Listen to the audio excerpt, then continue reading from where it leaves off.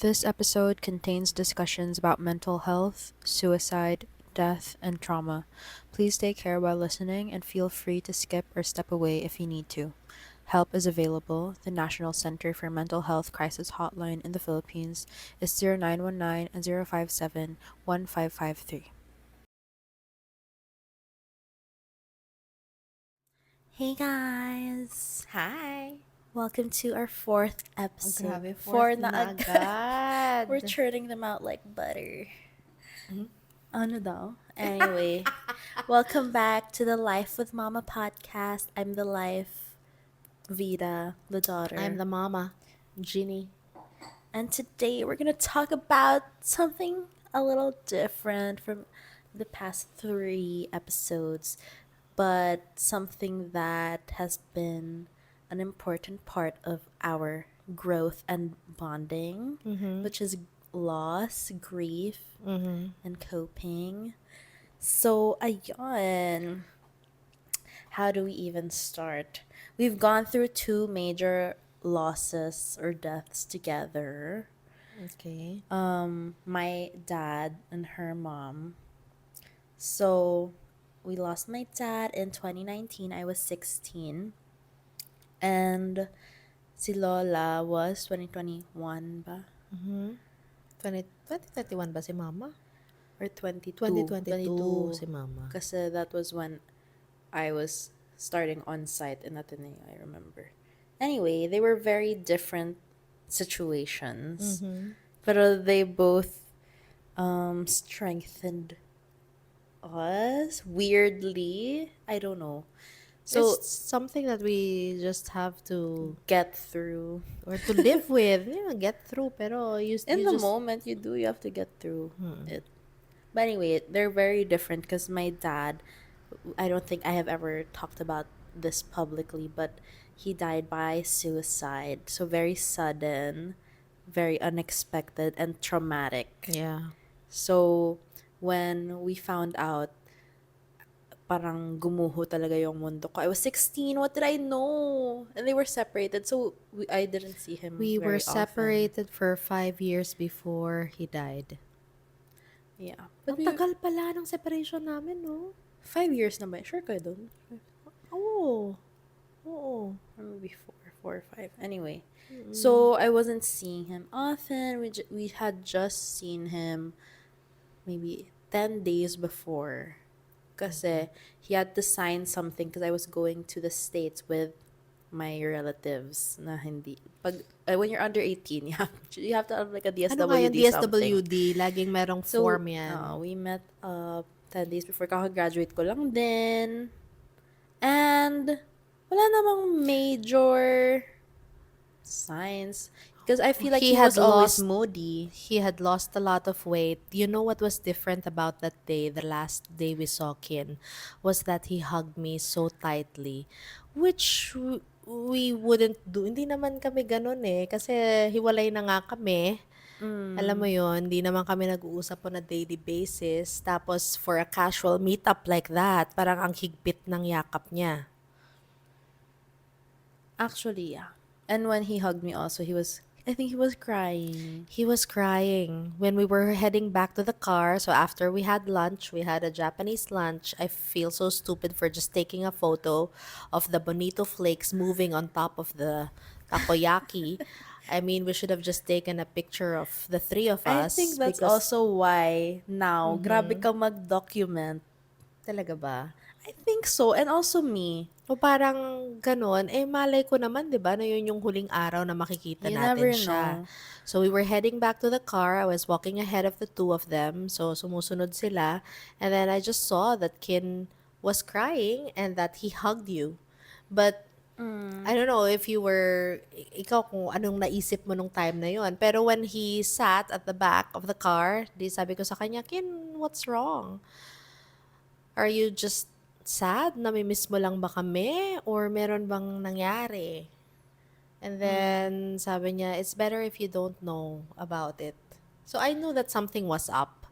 And then, sabi ko, wag muna namin ikaw ihatid. Gusto mo, sama ka muna sa amin sa UP Town?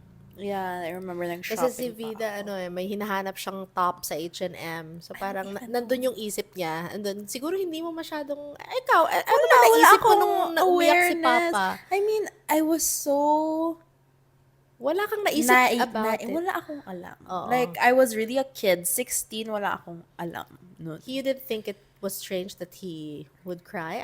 Kasi Or, I cry, you cry. Like, I don't think much of it. oo. Parang, we go through these ups and downs and it doesn't mean they're gonna Sa kill bagay, oo nga, themselves, wala, 'di ba? I mean, wala namang problema. Pero okay na, nandun na kami sa UP Town, tapos Vida was shopping, and then sabi ko mag-usap muna kami sa labas, tapos kasi hindi ko na sasabihin, di ba, kung Yeah, ano yung pinag-usapan namin, but he was disturbed by disturbed. something.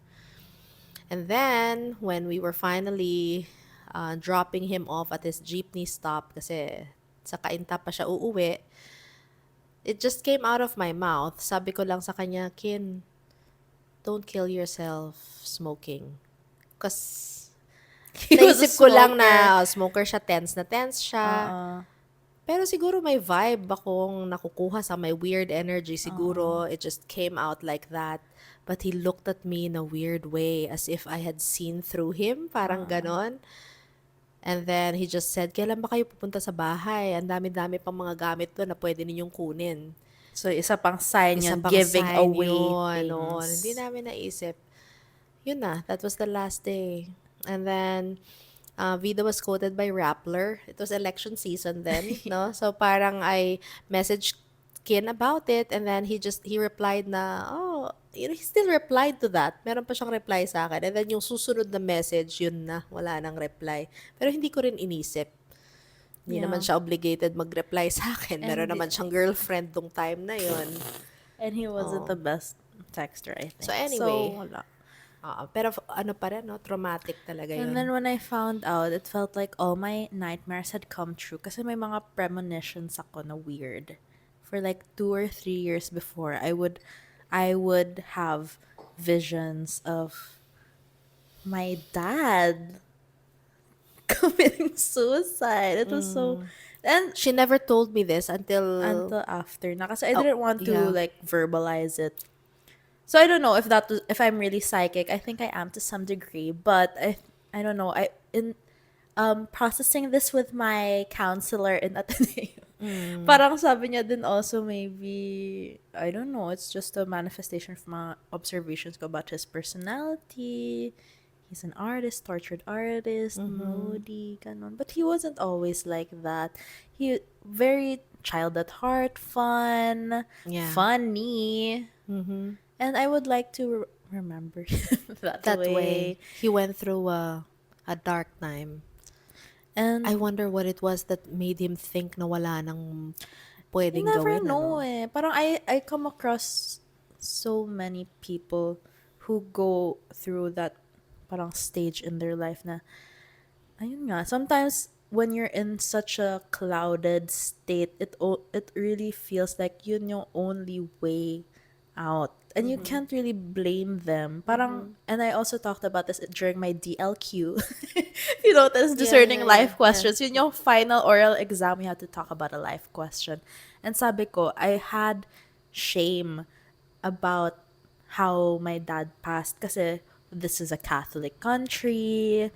It's a sin. Ayun yung teaching. It's a sin to kill yourself. I get it. And there was a time when they wouldn't be Allowed to be buried. in a Catholic So, cemetery. stigmatized siya. Oo. And ayun, so that's what I said. And then, sabi nung prof ko na, the church has changed their It's view teaching. on this. Parang there's so much nuance to it when you make that decision. Are you even really fully present mentally? Parang it's not you making that decision. So anyway, I appreciated that. And ayun. Pero ang mas malaking bagay sa akin dun sa DLQ mo, yung Ano? realization mo Na it was abandonment. are we getting into this. But yes, parang Oh. it did leave a wound on me for sure. It's not just, Pero it didn't just recent leave me lang with grief. parang obvious yun ano sa iba na iniwan ka eh. He offed himself. Iniwan tayo.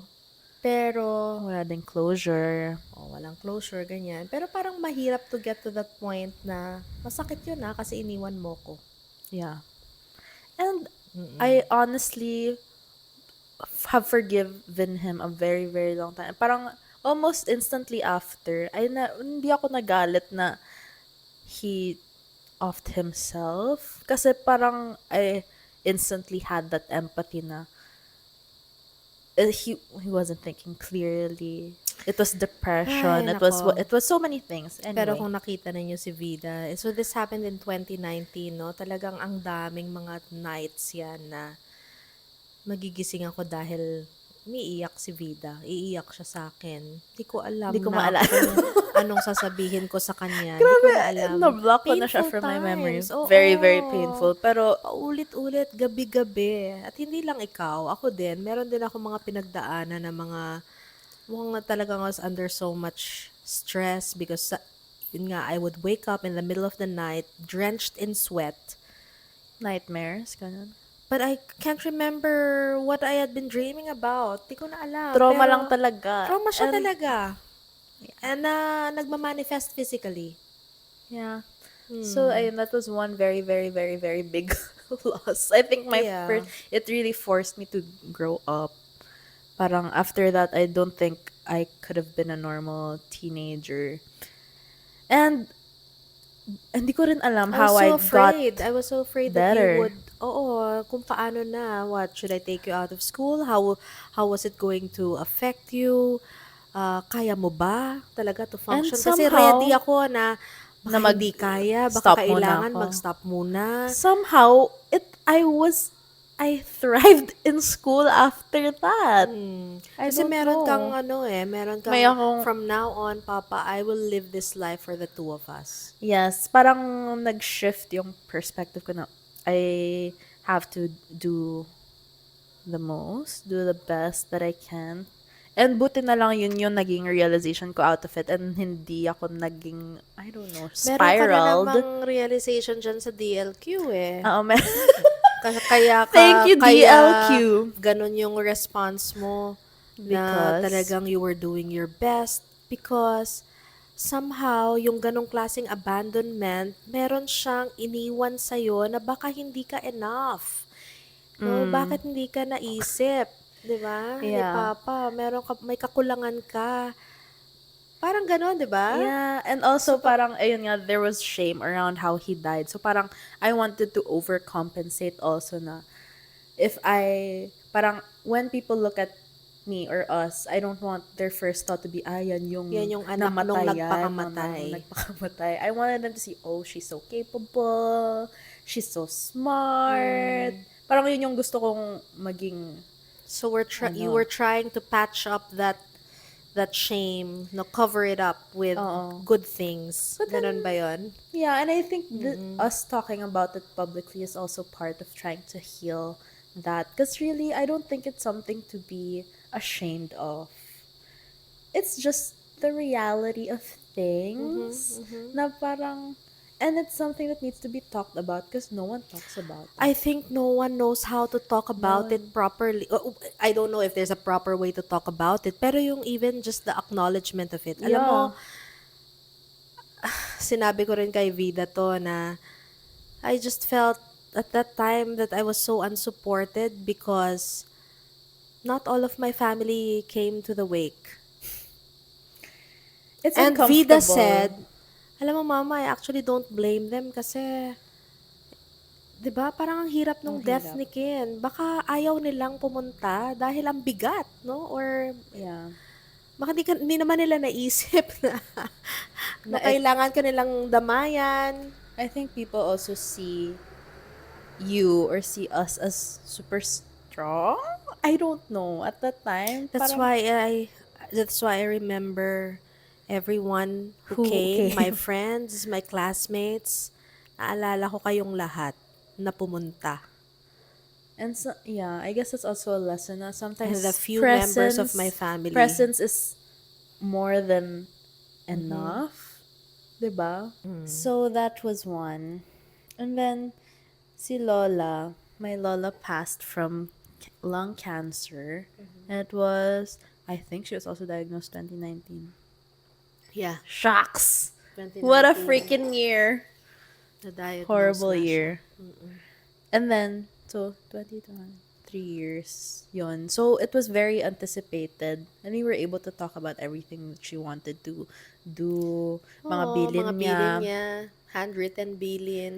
And na-cherish talaga, I think, yung those last few years, we were still able to go to the US together. Ako yung Kayong nag-alalay sa kanya kasi dalawa. ako lang yung may visa. So, ayun, parang very different kinds of Deaths. losses. Kasi yung kay mama nga, may chance ka to say goodbye. And when the time came, of course, we were very sad pa rin. It was still a death, it was still a loss. Pero there was so much peace around it also na she's not in pain anymore. And we were able to talk about all the things with her. So, yun yung nakapag put me at ease. Ayun. How did the Yeah, difference? I was grateful for the time to say goodbye to her.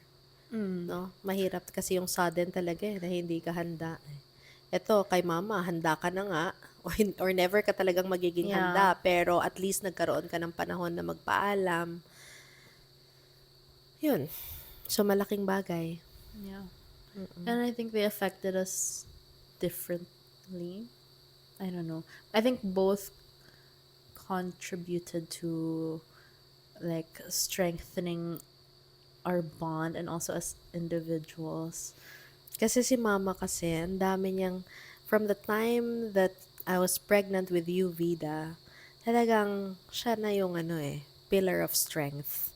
Na parang Very sabi niya, strong you person. know, Ginny, as long as I'm alive, I will be there to support you.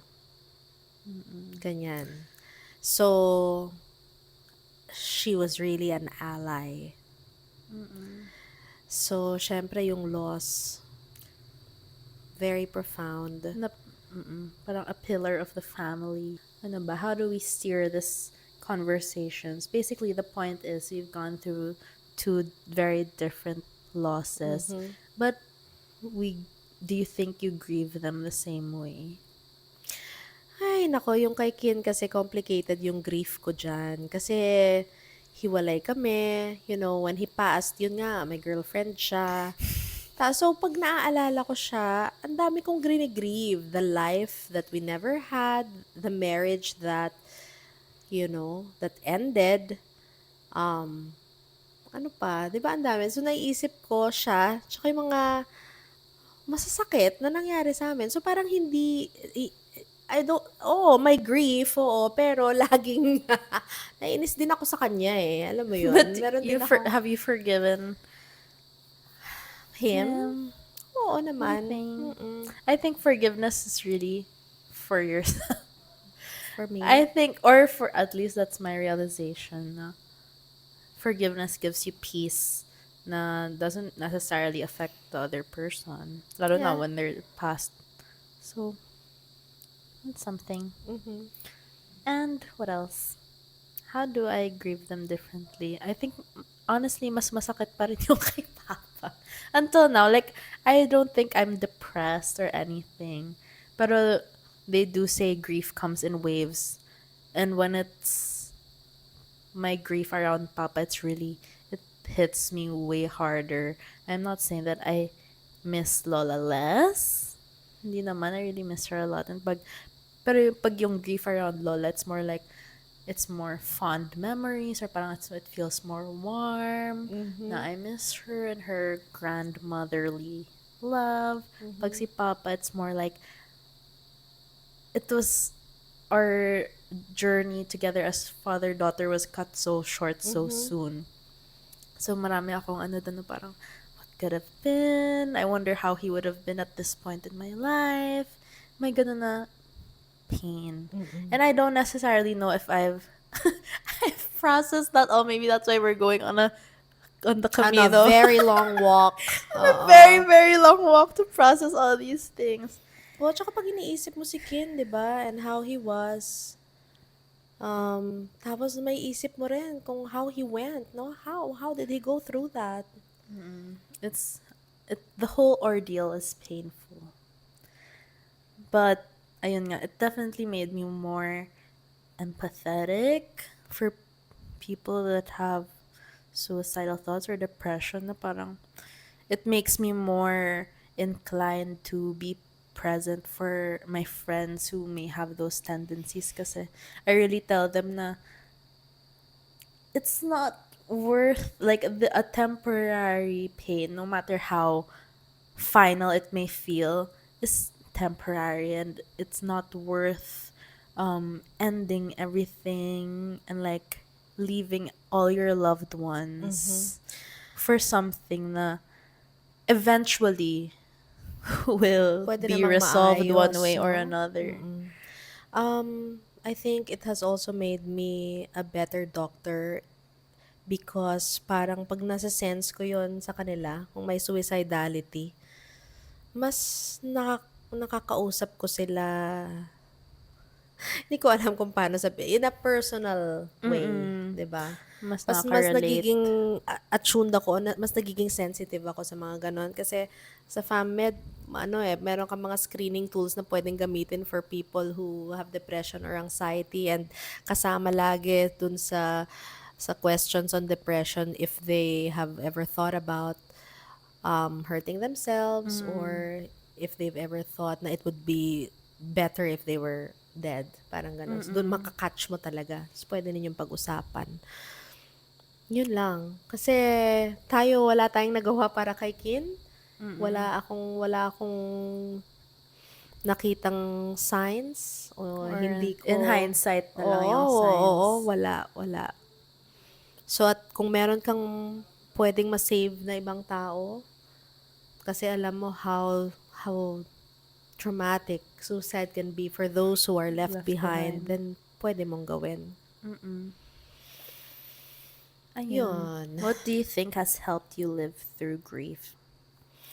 Alam mo, I used to resent yung being nawalang bereavement leave yung trabaho ko nung time na yon, no? I mean, I had very understanding seniors at work. I was a resident in training in family medicine when all of this happened. I was allowed to go on leave for a week. But a week is not enough. Dun sa linggong yon, daming nangyari, 'di ba? So namatay si Kin, tapos nilakad mo yung mga papeles, yung death certificate, nag-wake ka, nagkaroon ng inurnment. Okay? Si Vida, inaasikaso mo. Pag-usap ka sa maraming tao, etc., etc., in the space of 5, 7 days. Pagkatapos nun, pagod na pagod ka pa. So parang kulang na kulang pa. Pero kailangan ko nang bumalik sa trabaho. So, I really used to resent that. Ano ba namang klaseng buhay to? 'Di ba? Umiiyak ako in between consults. Kasi hindi pa napoprocess eh. Nagtatrabaho ka na kaagad. Nandun ka na naman. Nagtatanong ka na naman sa ibang tao kung kamusta ba sila na naman, sila na naman. Hindi mo pa nga naasikaso yung sarili mo. But in the end, alam ninyo, yun yung nagsalba sa akin. Yung just putting one foot in front of the other. Just doing life. Kasi, Structure. structure. Going to work. Just doing what was expected of me. Mag-attend ka ng didactics, no? Tignan mo lahat ng mga pasyente mo. Whatever, gawin mo lahat. Yung mga online, at the end of the day, nakauwi ka na nga eh, wala ka pa ring oras para sa sarili mo. Mag-attend ka pa ng kung ano, mag-e-exam ka.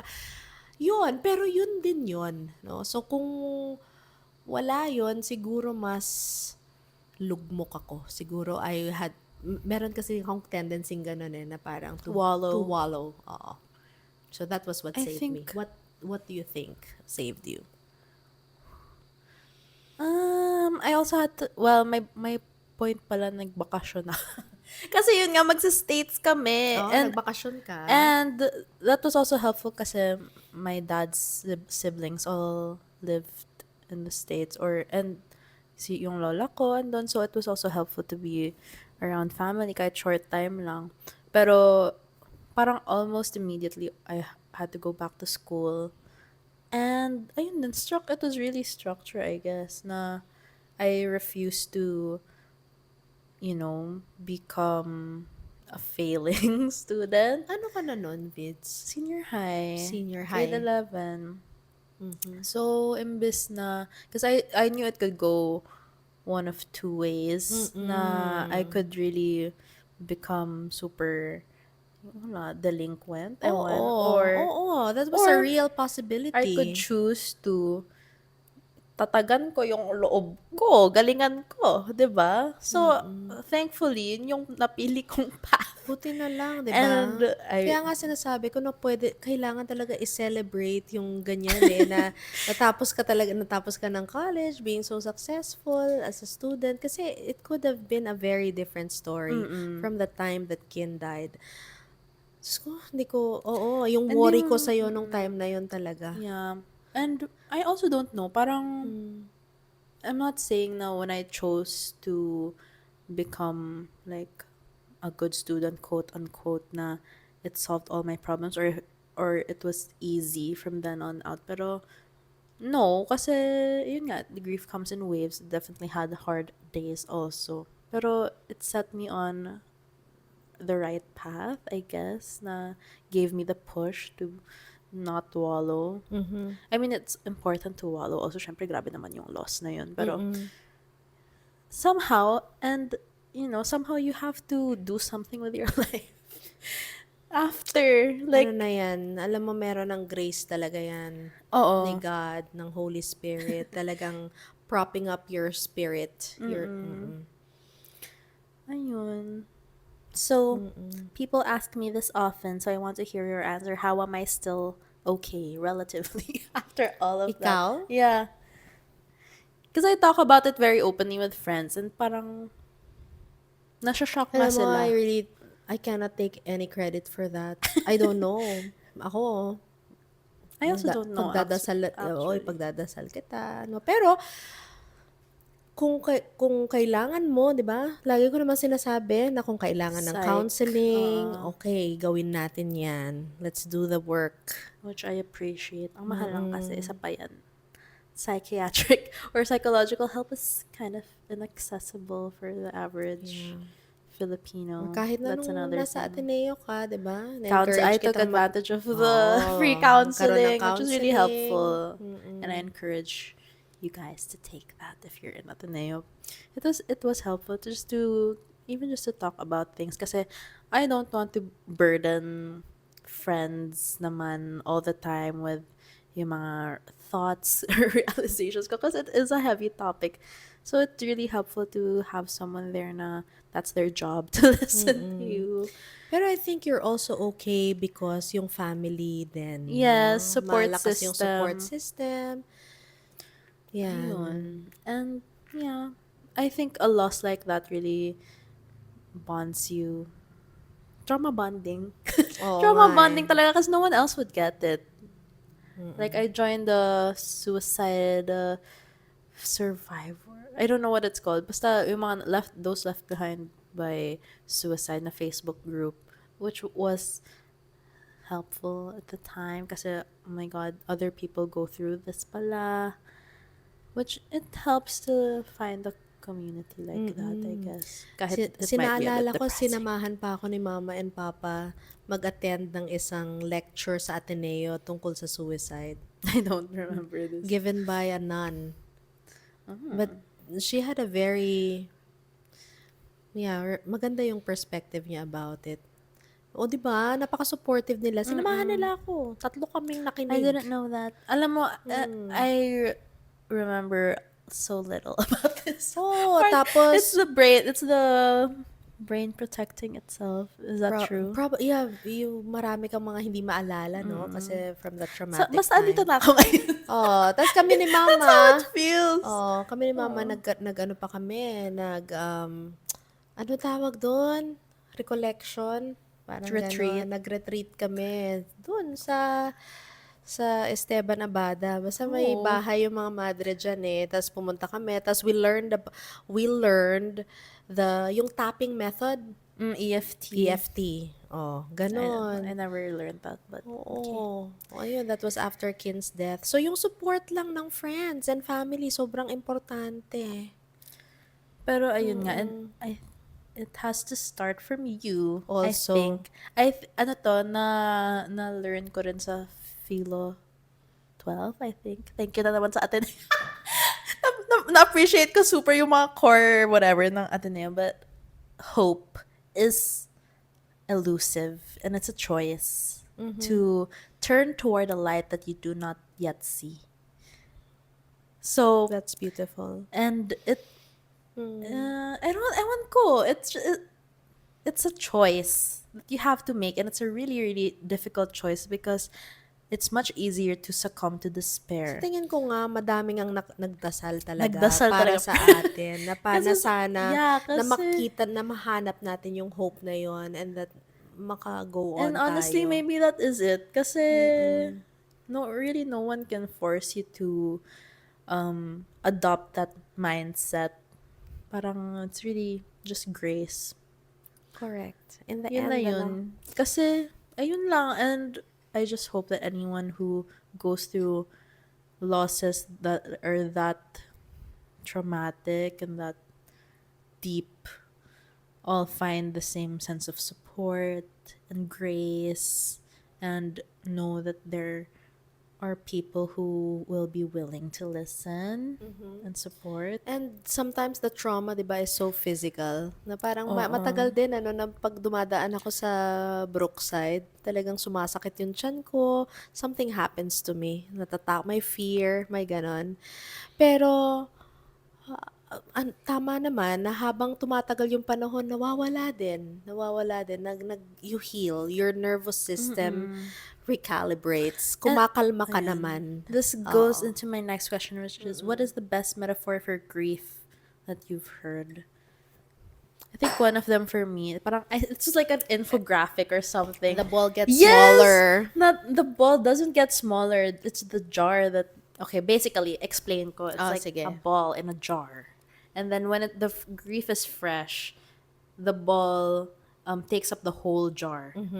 So your jar is whatever, your capacity or whatever, your everything in your being. So your Is full of grief grief. takes up your entire being. But as time goes by, the grief is still there. The ball is the same size, but you get bigger. You Ikaw ba gain yung more lumalaki? capacity to let the air in, to let other things in, to let love in again, happiness. And I think that's true. Kasi hindi talaga siya nawawala. Kasi grief is the price you pay for loving someone. So parang when that loved one passes or nawawala siya, it's not, hindi mawawala yung love mo sa kanya. Grief is love with nowhere to go. So, hindi siya mawawala. You just learn to live around it. Yeah. Nag-connect na naman tayo dun. And totoo yung grief comes in waves. Because one Oo, day, may mga araw talaga, no? Pag manaalala mo lang, ayan Oo. naman. Ayan na naman.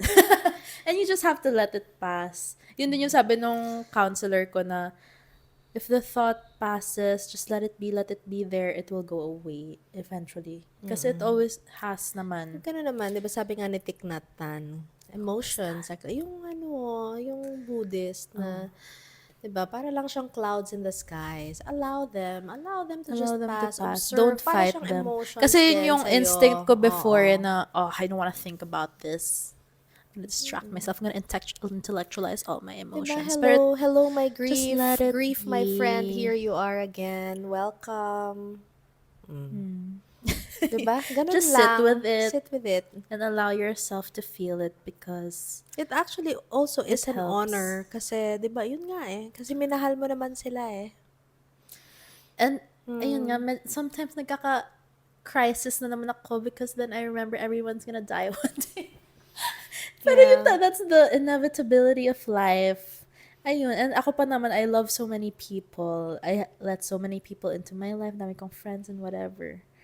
But then also, Yeah, I but the think, brevity of life is what makes it so precious anyway. yeah, and the joy of having such people around is super worth whatever loss I am going to face inevitably. May mauuna talaga. Imbis na, yeah, I don't think I wouldn't want to isolate myself just because of the fear of getting hurt or Hurt. from grieving That's again. true. Kasi like you're supposed to connect with people, you're supposed to love That's people, how and you're life should supposed to be. grieve people. And ayun nga, it is an honor to grieve someone. It means you knew them. It means they were part of Of your your life. life. You loved them. It means na they're leaving some sort of hole in your in where they used to Because, be. And not oh, everyone can say that about a person. and you are changed because of them, di ba? Talagang, So just let yourself grieve. Don't rush it. And it will there's always no be there timeline whether you for it. like it or not. Oo. So just you will eventually learn to live around your grief.